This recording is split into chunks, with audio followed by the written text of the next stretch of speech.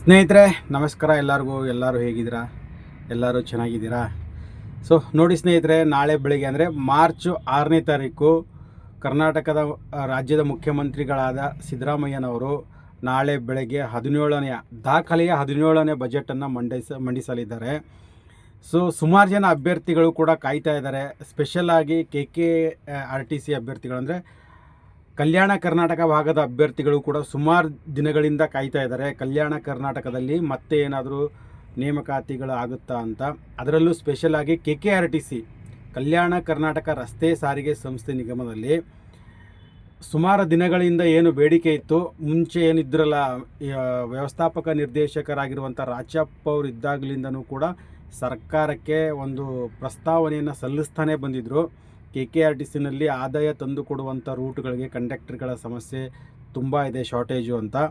So ಮುಂಚೆಯಿಂದನೂ ಕೂಡ ಒಂದು ರಿಕ್ವೆಸ್ಟನ್ನು ಮಾಡ್ತಾಯಿದ್ರು ಸರ್ಕಾರಕ್ಕೆ, ನಮಗೆ ಖಾಲಿ ಇರುವ ಹುದ್ದೆಗಳನ್ನು ತುಂಬಿಕೊಡ್ರಿ ಅನ್ನೋ ಒಂದು ನಿಟ್ಟಿನಲ್ಲಿ. ಸೊ ಅದು ಇಲ್ಲಿಯವರೆಗೂ ಏನು ಪರಿಶಿಷ್ಟ ಜಾತಿ ಏನು SC/ST ಒಳ ಮೀಸಲಾತಿಯ ಏನು ಒಂದು ಕಾರಣಗಳನ್ನು ಹೇಳಿಕೊಂಡು ಸರ್ಕಾರ ನೇಮಕಾತಿಗಳನ್ನು ಮಾಡದೆ ಮುಂದೂಡ್ತಾ ಬಂದಿತ್ತು.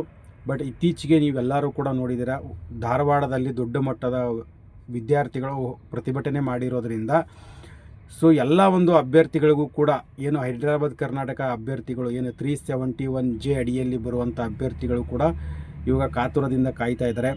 ನೇಮಕಾತಿಗಳೇನಾದರೂ ಘೋಷಣೆ ಮಾಡ್ಬೋದಾ ಈ ಬಜೆಟಲ್ಲಿ ಅಂತ. ಅದೇ ಥರ ನಮ್ಮ ಸಾರಿಗೆ ಅಭ್ಯರ್ಥಿಗಳು ಕೂಡ ಕಾಯ್ತಾ ಇದ್ದಾರೆ. KKRTCನಲ್ಲೂ ಕೂಡ ಏನಾದರೂ ನೇಮಕಾತಿಗೆ ಒಂದು ಅನುಮೋದನೆ ಸಿಗ್ಬೋದಾ ಅಂತ ಸುಮಾರು ನ್ಯೂಸ್ಗಳು ಕೂಡ ಬರ್ತಾ ಇದೆ. KKRTCಗೆ ಅಥವಾ ಸಾರಿಗೆ ಇಲಾಖೆಗೆ ಅಂತ ಬಂದಿದೆ. ಅದು 371 ಏನು ಕಲ್ಯಾಣ ಕರ್ನಾಟಕ ಭಾಗದ್ದು ಏನಿದೆಯಲ್ಲ ಅಲ್ಲಿಗೆ ಸಾರಿಗೆ ಇಲಾಖೆ ಒಂದು ಇದರಲ್ಲಿ ಸುಮಾರು ಹುದ್ದೆಗಳು ಖಾಲಿ ಇದೆ ಅಂತ ಬಂದಿದೆ.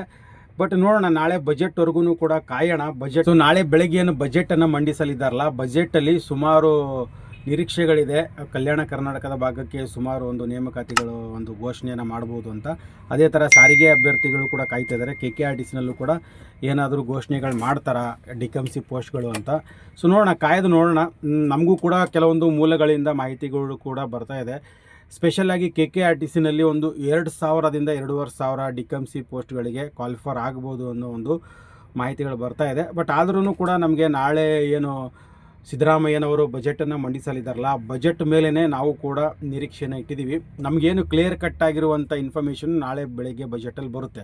ಸೊ ಹಾಗಾಗಿ ಎಲ್ಲ ಅಭ್ಯರ್ಥಿಗಳು ನಾಳೆ ಏನು ಸಿದ್ದರಾಮಯ್ಯನವರು ಬಜೆಟನ್ನು ಮಂಡಿಸಲಿದ್ದಾರಲ್ಲ 11 ಗಂಟೆಯಿಂದ 3 ಗಂಟೆವರೆಗೂ ಎಲ್ಲರೂ ಕೂಡ ಸ್ವಲ್ಪ ಬಜೆಟನ್ನು ಗಮನಿಸಿ, ಅದರಲ್ಲಿ ಏನೇನು ಬರುತ್ತೆ ಅಂತ. ಅದರ ನಂತರದಲ್ಲೂ ಕೂಡ ಡಿಟೇಲಾಗಿ ಬರುತ್ತೆ ನಮಗೆ. ಏನು ಮೇನ್ ಇರುತ್ತೆ ಅದನ್ನು ಬಜೆಟಲ್ಲಿ ಅನೌನ್ಸ್ ಮಾಡ್ತಾರೆ. ಅದರಲ್ಲೇ ನಮಗೆ ಗೊತ್ತಾಗ್ಬಿಡುತ್ತೆ. ಯಾಕಂದರೆ ಈ ಸತಿ ಬಜೆಟಲ್ಲಿ ಎಲ್ಲರೂ ಮೇನ್ ಫೋಕಸ್ ಮಾಡ್ತಾ ಇರೋದೇ ಹುದ್ದೆಗಳ ಮೇಲೇ. ಅವರು ಕೂಡ ಹೇಳಿದ್ದಾರೆ ಬಜೆಟಲ್ಲಿ ನಾವು ಅನೌನ್ಸ್ ಮಾಡ್ತೀವಿ ಅಂತ. ಸೊ ಹಾಗಾಗಿ ಎಲ್ಲ ಯುವಕರು ನಿರೀಕ್ಷೆ ಇರೋದು ಈ ಬಜೆಟಲ್ಲಿ ಏನೇನು ಅನೌನ್ಸ್ಮೆಂಟ್ ಮಾಡ್ತಾರೆ, ಉದ್ಯೋಗಾಕಾಂಕ್ಷಿಗಳಿಗೆ ಏನೇನನ್ನು ಕೊಡ್ತಾರೆ ಅನ್ನೋದನ್ನೇ ಮೇನ್ ಇವಾಗ ಸಿದ್ದರಾಮಯ್ಯನವರ ಬಜೆಟ್ ಮೇಲೆ ಎಲ್ಲರೂ ಕಣ್ಣು ನಿಂತಿರೋದು. ಸೊ ಹಾಗಾಗಿ ನೋಡೋಣ, ಇನ್ನು ನಾಳೆ ಮಧ್ಯಾಹ್ನವರೆಗೂ ಗೊತ್ತಾಗುತ್ತೆ. ಸೊ ನಮಗೆ ಆಲ್ಮೋಸ್ಟ್ ಒಂದು 80 to 90% ಹೋಪ್ ಇದೆ KKRTCನಲ್ಲಿ ಏನಾದರೂ ಒಂದು ಅನೌನ್ಸ್ಮೆಂಟ್ ಮಾಡಬಹುದು ಅಂತ. ಹಂಗೇನಾದರೂ ಆಯಿತು ಅಂತಂದರೆ ಸೊ ಈಗ 6ನೇ ತಾರೀಕು ಬಜೆಟ್ ಇದೆ ಅಂದಮೇಲೆ ಸೋಮವಾರ ಅಂದರೆ ಶುಕ್ರವಾರ ನಾಳೆ ಬಜೆಟ್ ಇದೆ ಅಂದಮೇಲೆ ಸೋಮವಾರದ ಮೇಲೆ ಏನಾದರೂ ಆ ಥರ ಏನಾದರೂ ನಾವು ಅಂದ್ಕೊಂಡಂತೆ ಆದರೆ ಖಂಡಿತವಾಗ್ಲೂ ಕೂಡ ನೋಟಿಫಿಕೇಷನ್ ಆಗುವಂಥ ಸಾಧ್ಯತೆ ಇರುತ್ತೆ. ಹಾಗಾಗಿ ನೀವೇನಾದರೂ KKRTC 371 ಹೈದರಾಬಾದ್ ಕರ್ನಾಟಕದವ್ರು ಏನಾದರೂ ಆಗಿದ್ದರೆ 371J ಏನೊಂದು ಸರ್ಟಿಫಿಕೇಟ್ ಇರುತ್ತಲ್ಲ, ಅದು ಯಾರ್ಯಾರಾದರೂ ಮಾಡಿಸ್ಕೊಂಡಿಲ್ಲ ಅಂತಂದರೆ ನೋಡಿ ಅತಿ ಬೇಗದಲ್ಲೇ ನೀವು ಮಾಡಿಸ್ಕೊಡ್ರಿ.